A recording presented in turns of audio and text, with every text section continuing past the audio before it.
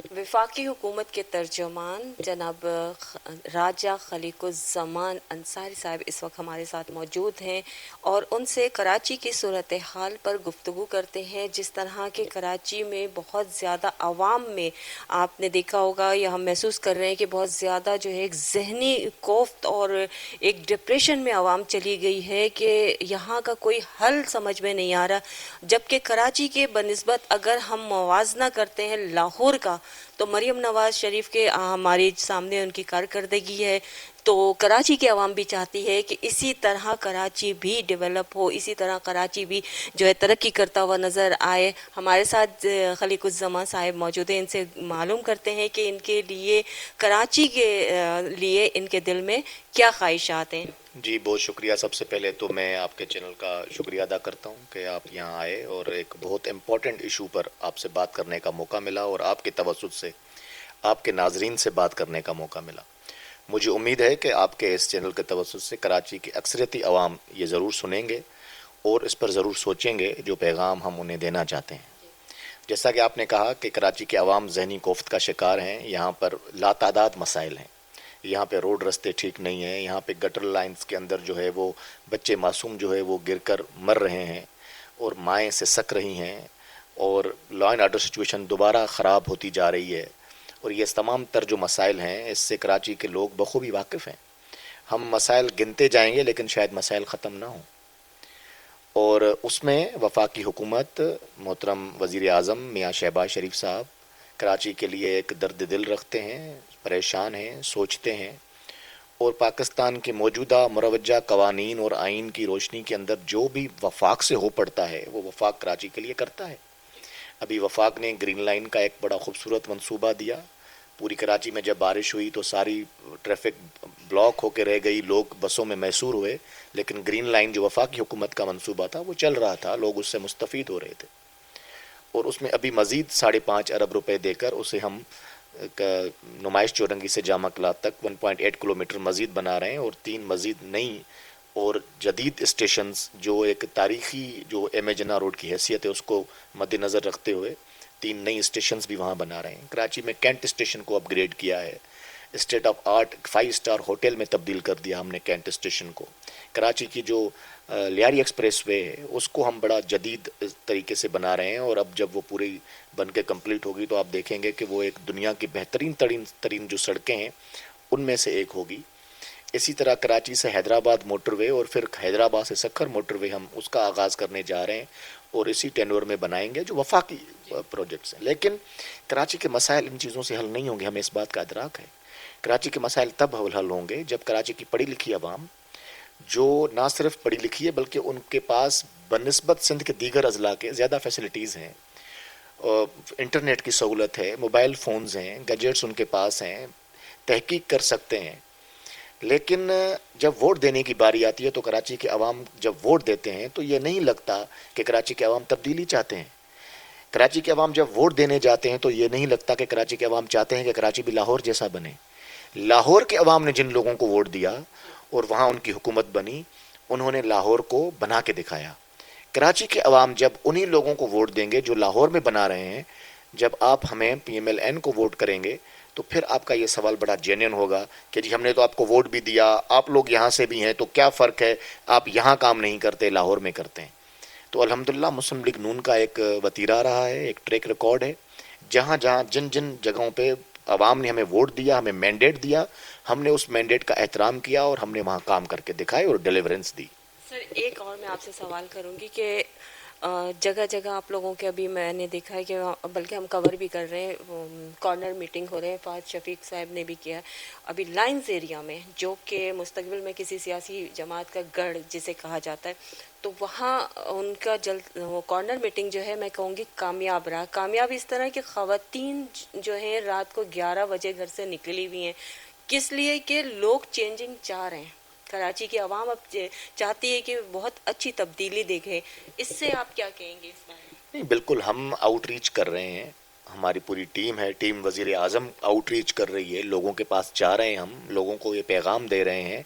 अभी भी आपके टीवी के तवज्जुद से हम ये आउटरीच ही कर रहे हैं, हम लोगों को बता रहे हैं कि क्या फ़र्क है गवर्नेंस में। یہاں کے لوگ ہم ان سے خائف نہیں ہیں. پاکستان پیپلز پارٹی بھی ہماری اتحادی ہے, MQM بھی ہماری اتحادی ہے, لیکن اگر آپ چاہتے ہیں کہ پنجاب کی طرح یہاں بھی کام ہو تو پنجاب کے لوگوں نے PMLN کو ووٹ دیا ہے. آپ بھی اگر PMLN کو ووٹ دیں گے تو آنے والے دنوں میں ہم انشاءاللہ آپ کے لیے کام کر کے دکھائیں گے. کوئی شک نہیں ہے کہ محترم وزیر اعظم اور ان کی پوری ٹیم کو بڑی زبردست ریسپانس کراچی سے مل رہا ہے, اور انشاءاللہ یہ ریسپانس جس سپیڈ میں آتا رہا ہے, ہمیں امید ہے, کبھی امید ہے کہ کراچی کے لوگ آنے والے انتخابات میں PMLN کو فرسٹ چوائس پہ رکھیں گے انشاءاللہ. جیسے سننے میں ہے کہ پاکستان مسلم لیگ نون کی طرف سے یہ بھی کہا جا رہا ہے کہ کراچی کے عوام کو نادرا کے حوالے سے جو خواتین کے مسائل ہیں ان کو فوری طور پہ حل کیے جائیں گے, بے روزگاروں کے لیے روزگار کے مواقع دیے جائیں گے, قرضوں کی سہولتیں دی جائیں گی, تو اس حوالے سے بھی آپ کچھ بتائیں گے؟ دیکھیں, جو ہمارے وفاقی ادارے ہیں, جس طرح نادرا ہے بڑا زبردست کام کر رہا ہے. کراچی میں میگا سینٹرز ہیں ہمارے پاس, کراچی میں 24 آورز سروس ہے نادرا کی. اسی طرح نادرا کی وینز ہیں جن علاقوں میں لوگ نہیں جا سکتے یا دور ان کے دفاتر ہیں, وہاں پہ ہم ان کے ڈور اسٹیپس پہ ان کے کارڈز جو ہیں وہ NIC کارڈ بنا کے بھی دیتے ہیں, رینیویشن کا بھی وہاں پہ انتظام ہے. اسی طرح اور بہت ساری فرنچائزز بھی ہیں جو تھرڈ پارٹی جسے ہم کہتے ہیں, ان کی فیسلٹیز بھی لے لی جا سکتی ہیں. کراچی میں تو بنسبت سندھ کے دیگر اضلاع کے کافی سہولیات ہیں. اسی طرح آپ نے بات کی پرائم منسٹر یوتھ پروگرام کے حوالے سے, قرضوں کے حوالے سے اور ان کی ٹریننگ پروگرامز کے حوالے سے, وہ بھی ہم کر رہے ہیں.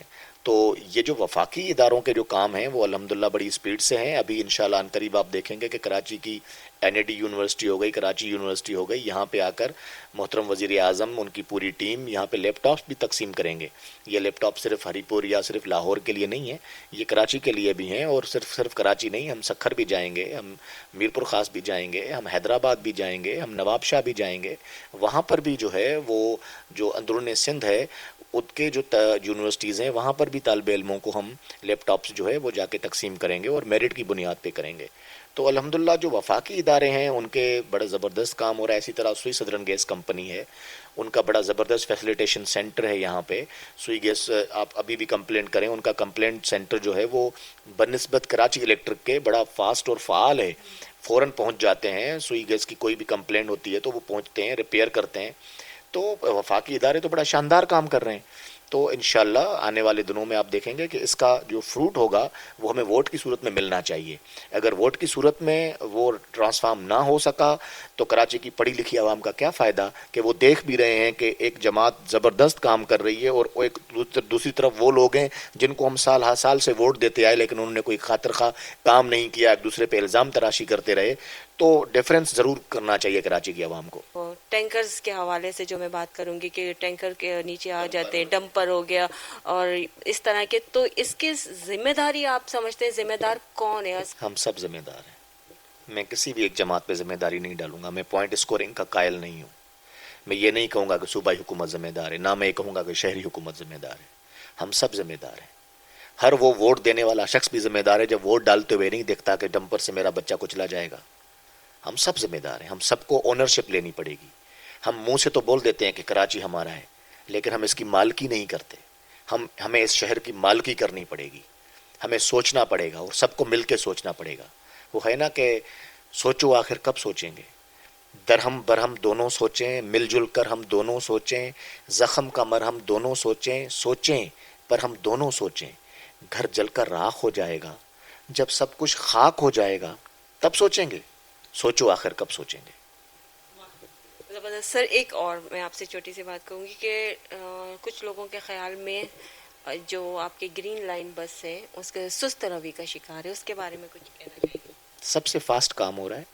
ہم اس کو ودن 1 ایئر کمپلیٹ کرنے جا رہے ہیں. شہباز اسپیڈ سے کام ہو رہا ہے گرین لائن پر. اس سے پہلے بھی 23 کلومیٹر ہم نے کمپلیٹ کی, برق رفتاری سے کمپلیٹ کی. یہ والا حشر نہیں ہوا جو ریڈ لائن شہریوں کے ساتھ کر رہی ہے. ابھی جو 1.8 کلومیٹر ہے اس کو ہم 1 سال کے اندر کمپلیٹ کریں گے. اور ہم نے میئر صاحب کو جا کے جب ان سے میٹنگ کی تو ہمیں انہیں ڈیڈ لائن بھی دے دی, ہم نے کمپلیشن ڈیٹ دے دی ہے. کوئی اور یہ بتائیں نا آج کی کمپلیشن ڈیٹ کیا ہے گرین ریڈ لائن کی, نہیں بتائیں گے, لیکن ہم نے دی ہے 31 اکتوبر 2026 اس کی ڈیڈ لائن ہے. اور الحمدللہ مجھے کبھی امید ہے جس طرح ہمارے ورکرز کام کر رہے ہیں اور پی آئی ڈی سی ایل کے جو سی او ہیں وسیم باجوہ صاحب انتہائی محنتی شخص ہیں, ڈیلی وزٹ کرتے ہیں. جنرل مینیجر ہیں چاچڑ صاحب, بڑا زبردست کام کرتے ہیں. ہم نے انہیں کہہ دیا ہے کہ ہم شہباز اسپیڈ سے کام کریں گے اور کوشش رہے گی کہ 31 اکتوبر 2026 سے پہلے ہم اس پورے گرین لائن کا جو بیلٹ 1.8 کلومیٹر ہے یہ کمپلیٹ کر لیں, اور پھر سرجانی سے لے کر جامع کلات تک ون گو میں ہماری یہ گرین لائن چلے گی انشاءاللہ. بہت زبردست سر, آپ کی باتوں سے کچھ حوصلہ افزائی بھی ہوئی ہے, کراچی کی عوام کو کچھ تو اچھا سننے میں ملا. ہم ان کے لیے نیک خواہشات کا اظہار کرتے ہیں. میری دعا ہے کہ بی ٹی این نیوز ترقی کرے, اس کے ورکرز ترقی کریں. بی ٹی این نیوز کے لیے میری نیک خواہشات ہیں محترم وزیر اعظم کی طرف سے, ہمارے federal minister information broadcasting جناب عطا اللہ تارڑ صاحب کی طرف سے میں بی ٹی این نیوز کے لیے نیک خواہشات کا اظہار کرتا ہوں, اور انشاءاللہ ہمارا مکمل تعاون رہے گا ایز اے فیڈرل گورنمنٹ. جو بھی جس طرح ہماری جو اس وقت پریویلنگ پروسیجرز ہیں اور جو ہمارے رولز ہیں اس کے مطابق انشاءاللہ بی ٹی این نیوز کے ساتھ بھی تعاون رہے گا. Thank you.